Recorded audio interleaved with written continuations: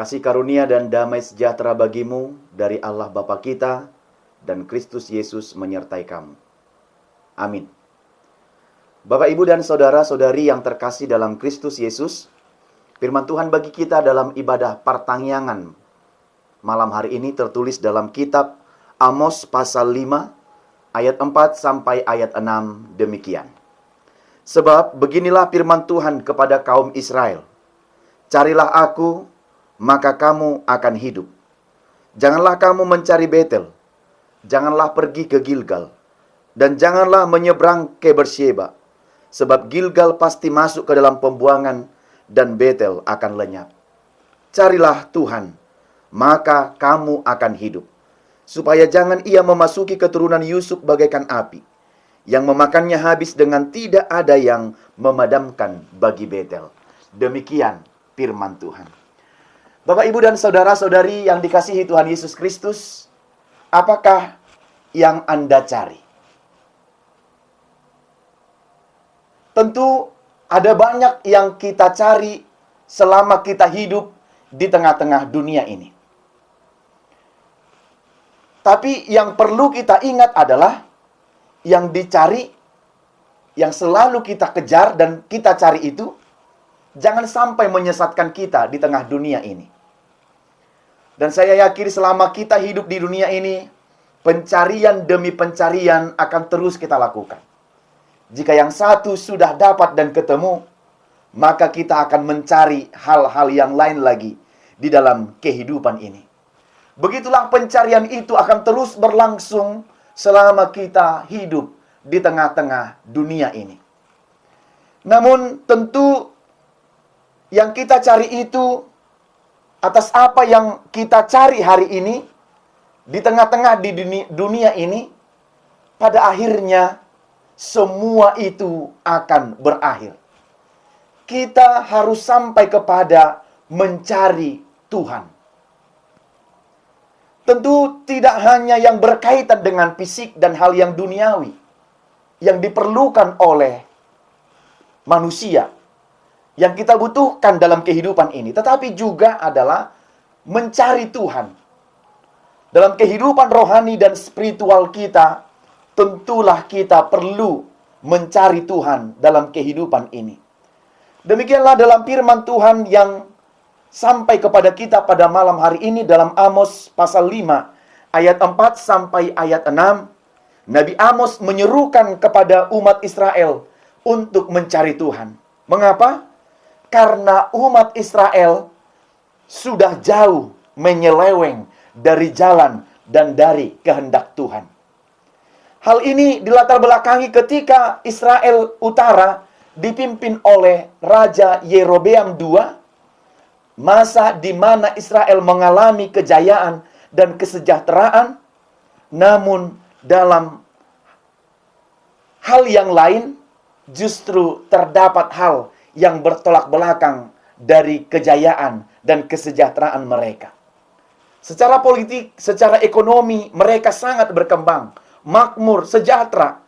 Namun di balik kejayaan dan di balik kemakmuran itu, terdapat hal-hal yang sangat memprihatinkan dalam kehidupan bermasyarakat. Yaitu para pemimpin-pemimpin agama dan pemimpin-pemimpin masyarakat, pemimpin-pemimpin bangsa mereka tidak menunjukkan pola hidup keteladanan, tidak menunjukkan pola hidup yang baik. Mereka mencari apa yang perlu dalam kebutuhan kehidupan jasmani mereka, tetapi mereka lupa untuk mencari Tuhan. Mereka sebanyak-banyaknya dan setinggi-tingginya mencari apa yang perlu dalam ukuran-ukuran manusia. Pencapaian-pencapaian dan kesuksesan-kesuksesan, kesejahteraan demi kesejahteraan mereka cari, tetapi justru iman mereka tidak bertumbuh, malah menyeleweng, bahkan sangat bertolak belakang sekali. Dan yang kita lihat juga di situ para pemimpin agama dan pemimpin bangsa tidak menunjukkan pola kehidupan atau pola teladan yang baik di mata umat dan di mata masyarakat. Dan kekayaan itu pun hanya milik sebagian orang saja.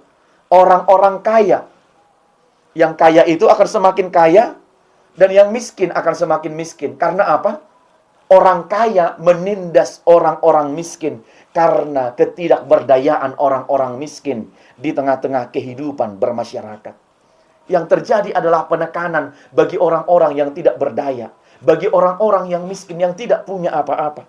Terjadi ketidakadilan sosial, terjadi kesenjangan-kesenjangan sosial. Begitu juga dengan hukum. Diputarbalikkan. Dan hukum itu dapat dibeli.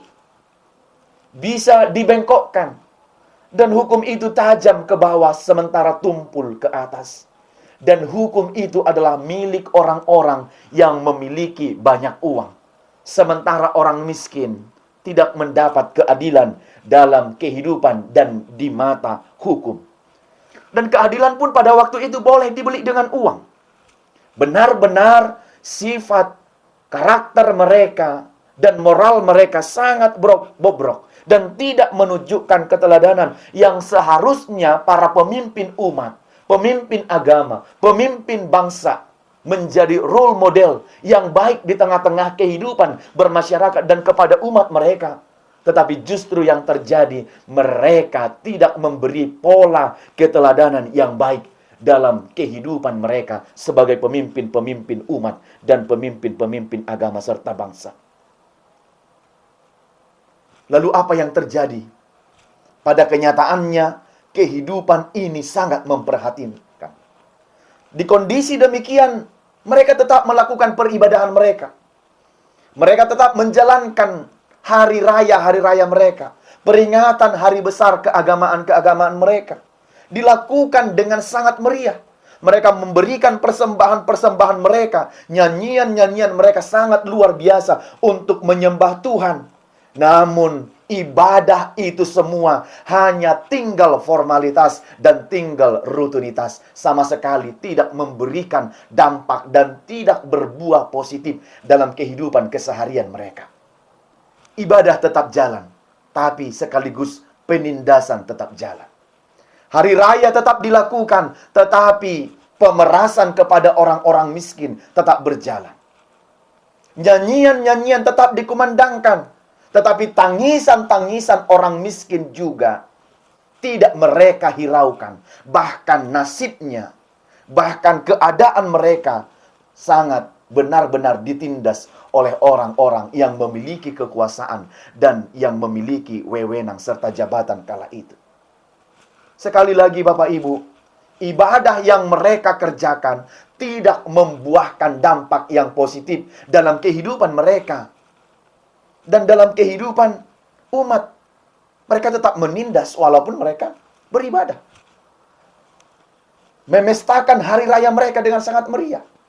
Lagu pujian mereka. Tetapi berbeda apa yang mereka lakukan dalam rumah-rumah ibadah. Dan ketika berada di tengah-tengah kehidupan bermasyarakat. Jadi sama sekali kita mau katakan kalau sementara kehidupan beribadah mereka itu hanya topeng. Itu hanya menutupi kejahatan-kejahatan mereka di mata masyarakat. Tetapi Tuhan melihat itu dengan sangat jelas. Karena Tuhan tidak menutup mata atas perbuatan-perbuatan dan kejahatan-kejahatan umat yang dilakukan kepada orang-orang miskin, tertindas, dan yang tidak mempunyai apa-apa. Rajin beribadah sementara juga rajin melakukan tekanan-tekanan, penindasan. Rajin ibadah, namun sekaligus juga rajin melakukan ketidakadilan. Bahkan dalam pasal 2 ayat yang ke-6, kebobrokan mereka sudah sampai kepada hal yang tidak memanusiakan manusia. Kenapa saya katakan tidak memanusiakan manusia, Bapak Ibu? Karena manusia tidak lebih berharga dari sepasang sepatu. Jadi seorang manusia budak itu boleh ditukar dengan sepasang sepatu. Kalau di tempat-tempat pasar atau tempat berjualan mereka, para budak itu boleh dijual dan digantikan dengan sepasang sepatu. Dan apabila budak-budak itu tidak memiliki tenaga lagi, sudah semakin tua dan mereka dapat membuangnya itu. Jadi benar-benar tidak menunjukkan keselarasan antara ibadah dengan perlakuan, tingkah laku, karakter dalam kehidupan sehari-hari. Benar-benar berbeda. Apa yang mereka lakukan dalam rumah-rumah ibadah dengan kehidupan nyata di tengah-tengah masyarakat. Bayangkan seorang manusia hanya ditukar dengan sepasang sepatu. Harga diri dan martabat seorang manusia di hadapan orang-orang kaya, penguasa, pemuka-pemuka agama, tak ayal. Hanya seperti, bahkan kita katakan mungkin melebihi binatang. Yang tidak memiliki nilai dan harga di mata mereka. Ini adalah betul-betul perilaku kebobrokan yang sangat memprihatinkan. Sangat memprihatinkan. Itu sebabnya dalam Amos 5 ayat 21 sampai 27 dikatakan, "Aku sangat membenci ibadah kalian." Tuhan membenci perayaan-perayaan ibadah mereka. Tuhan jijik dengan persembahan mereka. Ibadah-ibadah dan nyanyian mereka pun dibenci oleh Tuhan. Ibadah yang hanya topeng belaka. Maka untuk itulah Nabi Amos dalam Amos pasal 5 ayat 4 sampai 5 ini berseru dan menyatakan kepada umat Israel, menyerukan panggilan pertobatan untuk kembali kepada Tuhan. Jadi Amos kehadirannya di sini adalah untuk menyerukan dan memanggil pertobatan kepada umat-umat yang telah melakukan dosa dan penyelewengan-penyelewengan serta kebobrokan-kebobrokan itu. Ibadah yang selaras harus sesuai dengan perbuatan nyata. Saur do ibadah dohot pamulaun dang marasing-asing. Maka Amos menyerukan kepada mereka, carilah Tuhan. Maka umat yang sudah berdosa dan melakukan penyelewengan itu, melakukan perjinahan secara rohani itu, yang melakukan tindakan yang tidak benar, Amos menyerukan, carilah Tuhan, maka kamu akan hidup. Artinya di sini mencari adalah berbalik kepada Tuhan, bertobat. Mencari Tuhan adalah membenci dosa, membenci kejahatan, dan mencintai kebaikan. Jadi, mencari Tuhan yang dimaksud bukan karena Tuhan hilang, lalu mereka mencari ke sana dan kemari, tapi mereka harus berbalik dan kembali dari ketidaksetiaan mereka kembali ke jalan Tuhan. Dengan demikian, itulah yang dimaksud dengan carilah Tuhan, berarti pola hidup yang berbalik dan bertobat kepada Tuhan. Walaupun sebenarnya jauh kita bilang, kalau sebenarnya Tuhan yang berinisiatif untuk menebus umatnya itu. Inisiatif Tuhan. Maka sekali lagi, Amos menyerukan, jangan mencari Tuhan di Betel. Jangan pergi ke Gilgal dan jangan menyeberang ke Beersheba. 3 tempat ini sebelumnya adalah tempat pemujaan kepada ilah-ilah dan kepada dewa-dewa dan kepada Baal-Baal serta berhala-berhala yang mereka sembah. Kalau dikatakan Betel itu adalah di mana tempat Yakub mendapat penglihatan malaikat yang naik dan turun surga. Sebelumnya adalah tempat penyembahan kepada berhala. Gilgal juga tempat perkemahan pertanian bangsa Israel ketika masuk ke tanah perjanjian yang dipimpin oleh Yosua. Gilgal ini tempat pertama di mana Abraham mendirikan mezbah. Beersheba juga sama dengan itu, tempat kebaktian di Negeb. Tetapi di kemudian hari nanti, umat Israel melakukan kembali penyembahan-penyembahan kepada berhala-berhala di tempat ini. Maka Tuhan katakan, jangan melakukan penyembahan, jangan mencari Tuhan di Betel. Karena pada waktunya pun Betel itu akan musnah. Gilgal itu akan musnah, akan hancur. Tapi carilah Tuhan, kembalilah bertobat kepada Tuhan. Jadi Bapak, Ibu, dan saudara-saudari yang dikasihi Tuhan Yesus Kristus, yang perlu diserukan melalui firman ini adalah carilah Tuhan supaya engkau hidup. Semua dewa-dewa, berhala-berhala itu tidak memberikan kehidupan. Tetapi yang memberikan kehidupan adalah Tuhan. Jadi supaya engkau hidup, supaya engkau menuju jalan yang benar, maka carilah Tuhan. Bukan ilah-ilah lain. Itu tidak dapat memberikan kehidupan kepada mereka. Karena itu apakah yang mau disampaikan firman ini kepada kita?